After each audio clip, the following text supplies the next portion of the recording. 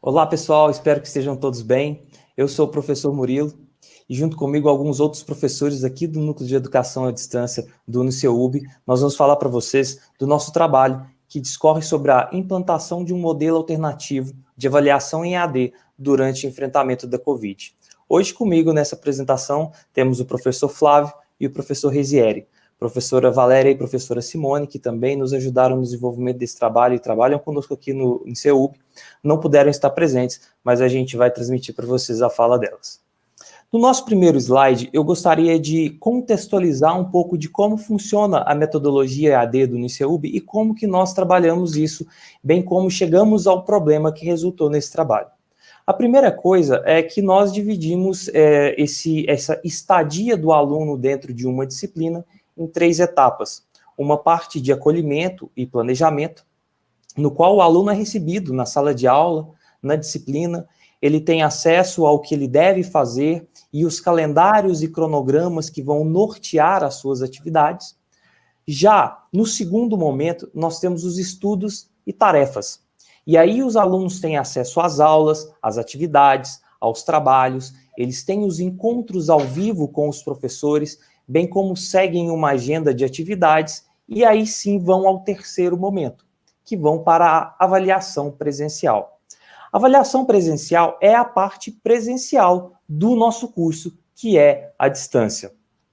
Como vocês podem ver no próximo slide, a gente fez um gráfico que dá para explicar melhor e dá para vocês entenderem que nós temos essa parte à distância, que contempla o acolhimento, o planejamento, os estudos e as tarefas, e esse momento presencial obrigatório, que são as avaliações presenciais. É aí que a gente faz com que os nossos estudantes venham até a instituição e aos polos de apoio presencial para realizar de forma agendada as suas atividades presenciais.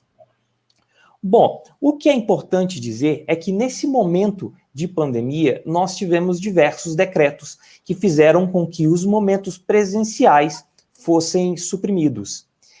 E por causa disso, por esse motivo, nós precisaríamos estabelecer outras formas de avaliação para suprir as necessidades dos nossos estudantes e fazer com que eles pudessem cumprir todos os requisitos legais, bem como fazer com que nossos professores pudessem dar a devida atenção aos processos avaliativos que a gente mantém dentro do EAD aqui do UniCeUB. Para falar um pouco mais sobre isso, eu gostaria de convidar o professor Resieri, que vai falar sobre alguns dos problemas e algumas das coisas que nortearam a nossa continuidade nesse processo. Professor Resieri. Muito obrigado, professor Murilo.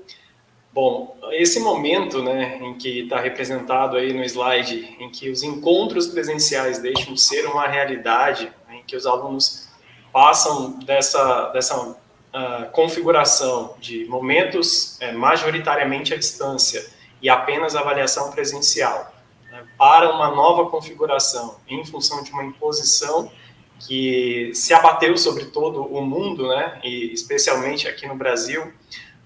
Nós, então, precisamos fazer algumas adaptações em termos de logística, de funcionamento e também pedagógicas e didáticas para que o modelo de avaliação antes presencial pudesse, então, continuar sendo executado, observando as questões de cronograma, de disponibilidade dos alunos, dos professores, mesmo em um curso 100% à distância, né, ou de disciplinas em que os alunos estivessem mais tempo online do que presencialmente.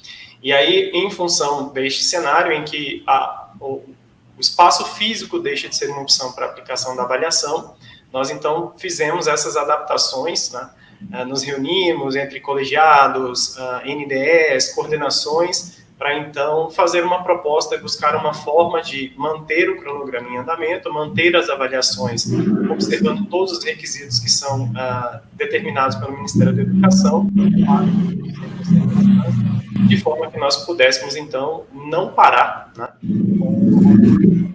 No próximo slide, nós vamos observar, então, que essa configuração muda um pouquinho, né? O aluno continua nessa configuração à distância com o seu acolhimento, planejamento, estudos e tarefas, e ele passa, então, a executar, no lugar da avaliação presencial, a avaliação individual substitutiva, que foi o nome que nós conseguimos, depois de toda a discussão, né, de todos os arranjos que foram necessários, até, inclusive, um posicionamento oficial do Ministério da Educação, chegar para que os alunos continuassem, dessem andamento às suas disciplinas sem nenhum tipo de atraso no cronograma. A avaliação individual substitutiva, ela foi pensada para atender esses requisitos, e no slide seguinte a gente consegue acompanhar um pouquinho mais de quais são esses requisitos, né? De que forma que os alunos precisariam se apresentar para realizar essa avaliação.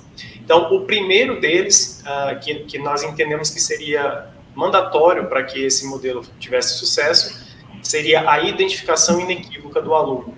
Da mesma forma que presencialmente o aluno precisa se identificar para um fiscal de prova, de identidade válida, nós vamos a uma alternativa para que o aluno estivesse ali realmente conosco, né, online de alguma forma, ou pelo menos de uma forma gravada, inequivocamente identificada. Bom, um outro requisito que nós procuramos atender foi uma questão de padronização, então, em termos de formato, de tamanho, e até para que nós pudéssemos chegar até os alunos e até os professores com uma definição mais precisa do que seria aceito em termos de entrega dos alunos, para que a avaliação individual substitutiva pudesse ser, de fato, implementada.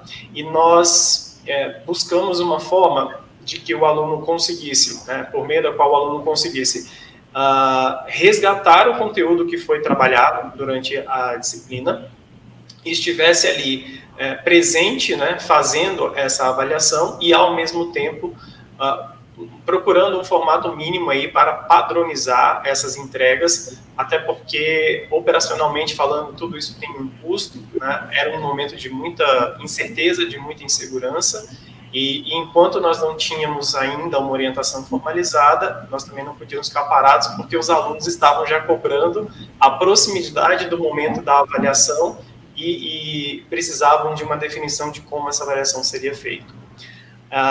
O que nós também primamos nesse momento foi pela avaliação, não só do conteúdo, mas também das competências que deveriam ser desenvolvidas durante o período de estudos e de execução daquelas disciplinas. No caso do modelo EAD do UniCeUB, com ciclos que duram 28 dias, né, em média 28 dias, 4 semanas, sendo a avaliação realizada ao final da quarta e início da quinta semana.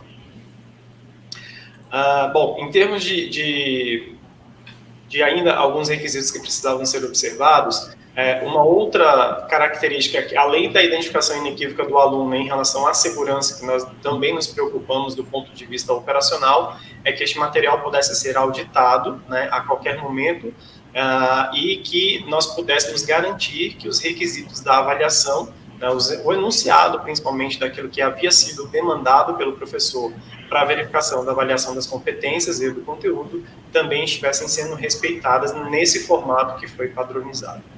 E aí, para falar um pouquinho mais dos resultados, né, dessa AIS e de como os alunos perceberam e tiveram desempenho em relação a essa nova AIS, eu vou convidar então o professor Flávio César para nos trazer um pouco mais de informações.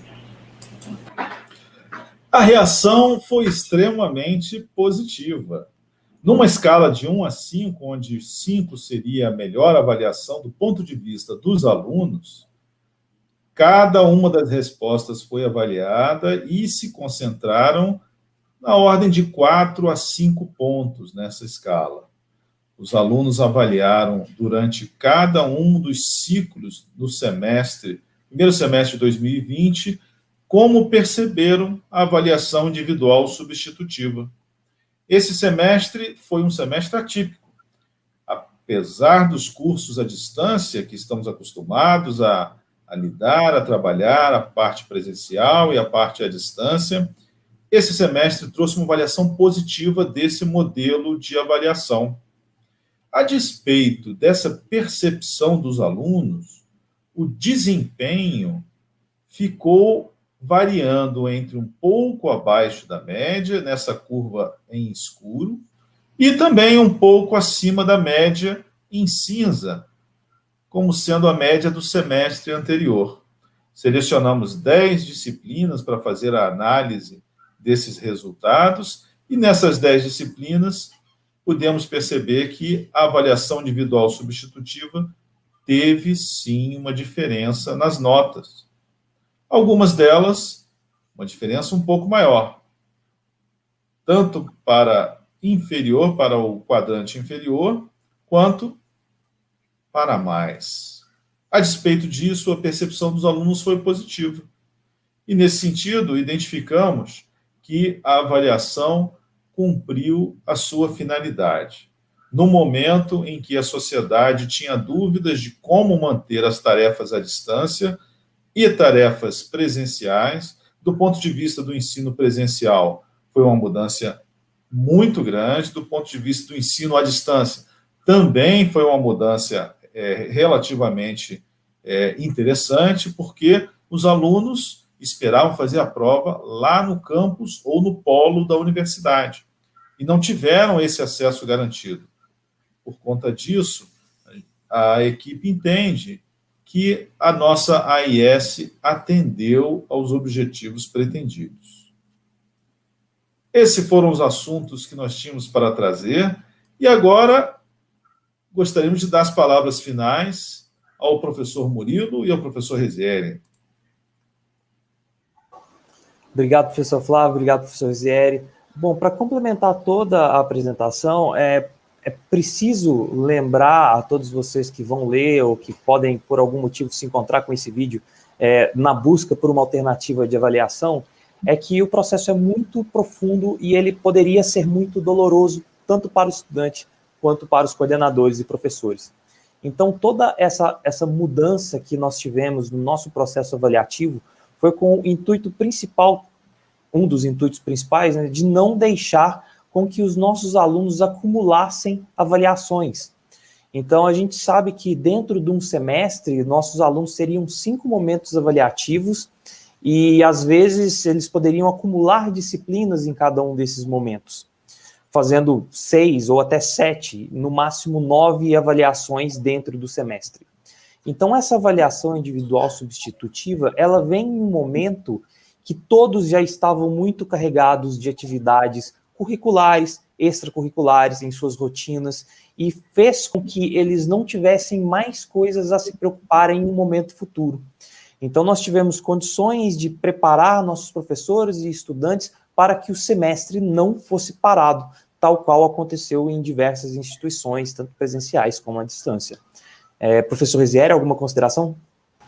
Sim, gostaria só de complementar o que o professor Murilo trouxe em relação a esse desafio, principalmente do ponto de vista operacional, em que, como a IS foi constituída de um vídeo de até, no mínimo 2, no máximo 5 minutos de duração, gravado pelos próprios alunos, baseado em atividades anteriormente já realizadas, nós tivemos aí pela frente um grande desafio que foi como remunerar os professores em relação a essas horas, como pensar a estratégia de correção para que o período de correção não ficasse estendido demais e, ao mesmo tempo, não fosse curto demais para que os professores dessem conta do grande volume de vídeos que tinham para assistir. Então, considerando o total de alunos que nós tínhamos realizando a IS na instituição naquele momento, esses foram os nossos maiores desafios, mas que também conseguimos, durante todo o semestre de implantação, contornar, né? Entregamos todas as correções, remuneramos os professores e tivemos a percepção que foi apresentada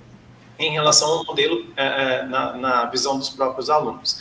E nós aprendemos com isso, né? Acho que talvez seja essa a maior lição de toda essa experiência. Aprendemos e já revisamos o modelo para o segundo semestre do ano, mas isso acho que é objeto para um outro momento em que teremos oportunidade para conversar. É isso. O novo modelo, avaliado, testado pelos alunos e pronto para ser colocado em prática em outros desafios que a educação à distância pode ter. Até a próxima e saudações a todos. Obrigado. Obrigado, gente. Até breve.